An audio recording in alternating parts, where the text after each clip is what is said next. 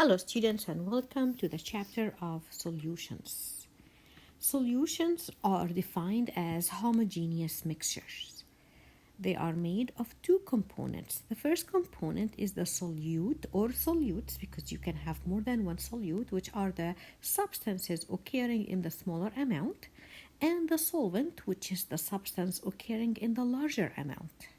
Here are examples of different solutions, and then you can tell but there are a variety when it comes to physical state of what makes solute and solution and solvents, right? I can dissolve a gas in a gas, gas in a liquid, liquid in a liquid, solid in a liquid, gas in a solid, liquid in a solid, and solid in a solid. There are all kinds of solutions. For example, air is a solution. Nitrogen is the one occurring in the largest amount, so nitrogen is the solvent in the air solution, and so on. Precipitate is an insoluble solid in a solution. So if you put a solid in a solvent and it is not soluble, or if you mix certain solutions and something just start to form that it doesn't dissolve, that's what we call a precipitate. And they're going to look different ways. These are pictures of different precipitate. And you can see what they all have in common, that the solution is not clear. It's not transparent. It's either cloudy, or you can see a solid at the bottom, and the solid can have different colors, structures, and so on. Solubility is defined as the maximum amount of a solute that will dissolve in a given amount of a solution. Here is a picture of a dissolved sodium chloride, which is an ionic compound. Once dissolved, you can see here that it will be ions dissociated in the solvent, in this case water. Here is also a dissolved sugar molecules. It's not ionic. Sugar is a molecule, molecular compound, and different sugar molecules are spreaded and surrounded by the solvent, which is in this case water. Those are two examples of soluble solutions. While if you put silver chloride, in water, it doesn't dissolve. So you see how it is at the bottom as a crystal, and it doesn't dissociate, and it doesn't allow the solvent to get in between the particles. So this is what we call insoluble solid, or a precipitate. Characterizing solutions by the capacity to dissolve, solutions can either be saturated solution, which means they have the maximum amount of solute that will dissolve. Or they can be unsaturated, which means they can still take more to dissolve, so less solute that can dissolve.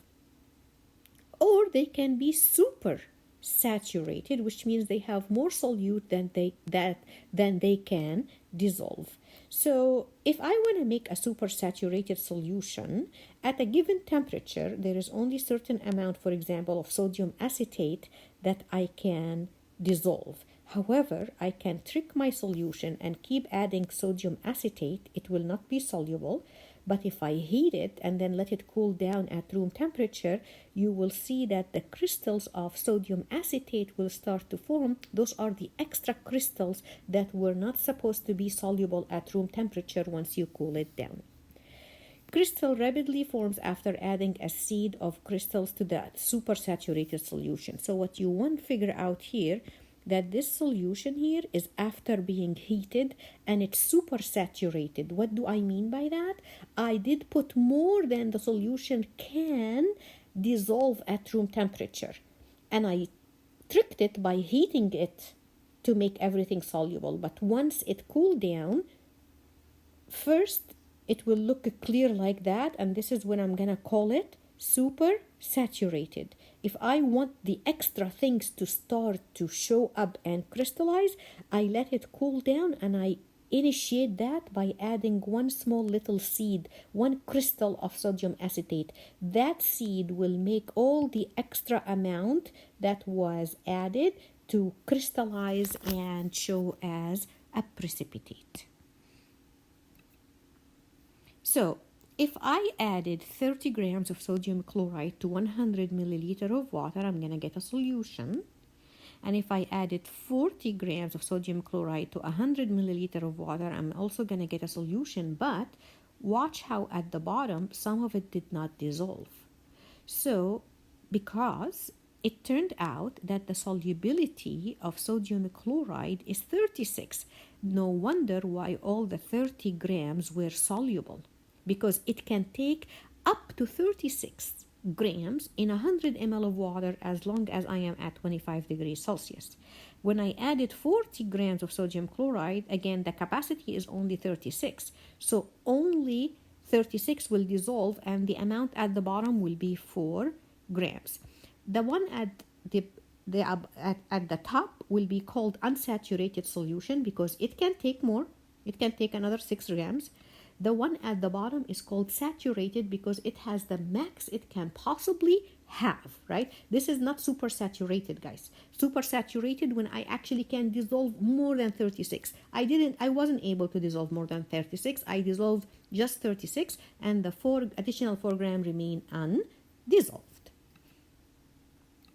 So when you have a solvent, to make a solution, the solvent particles will have to separate from each other, and the solute particles had to separate from each other, and together they're gonna have to come and start to interact with each other.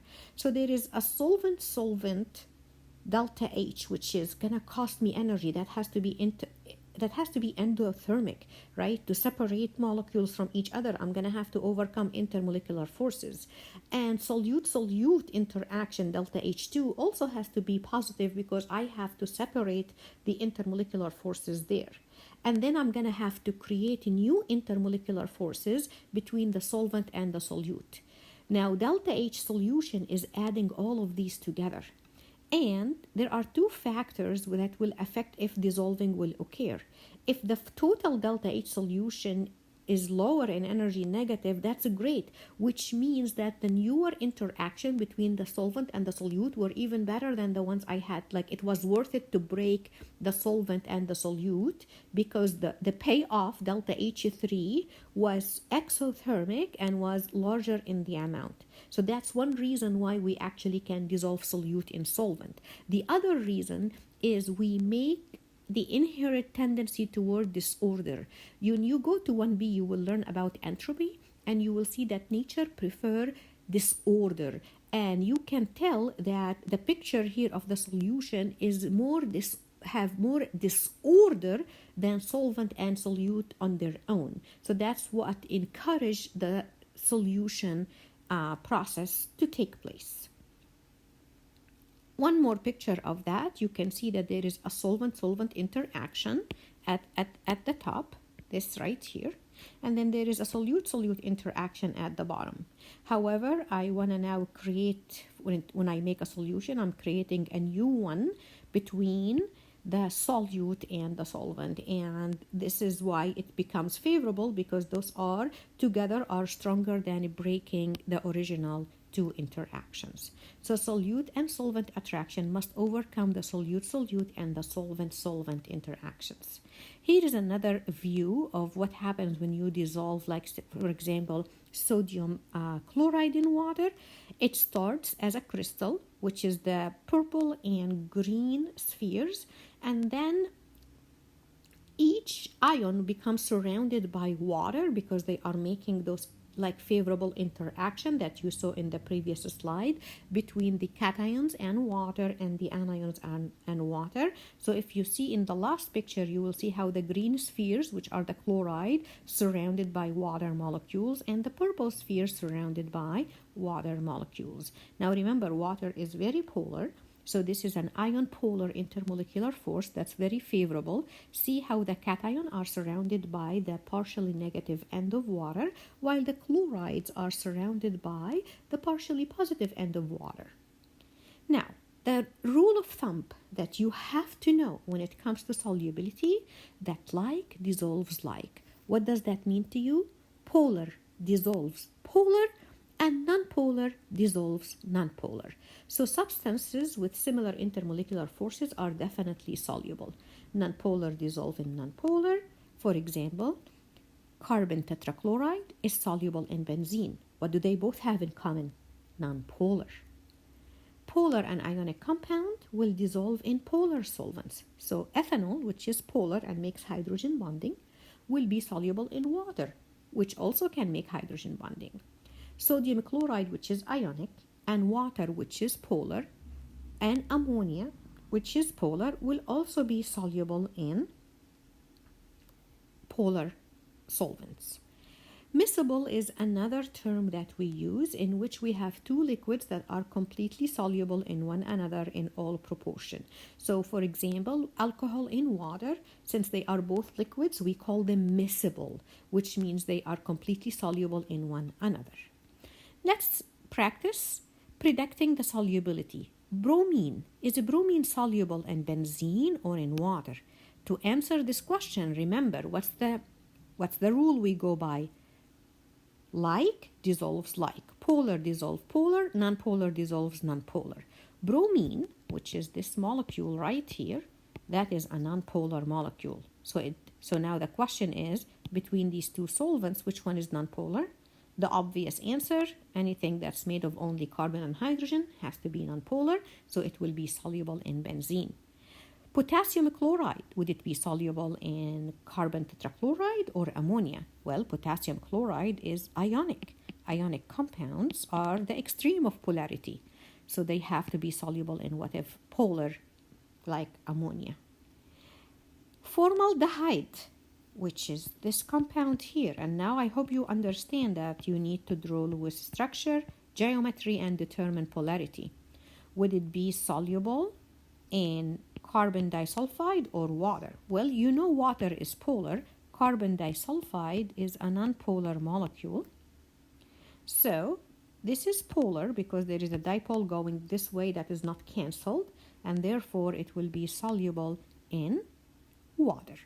I hope you enjoyed this lecture, and I will see you in the next one about the concentration units.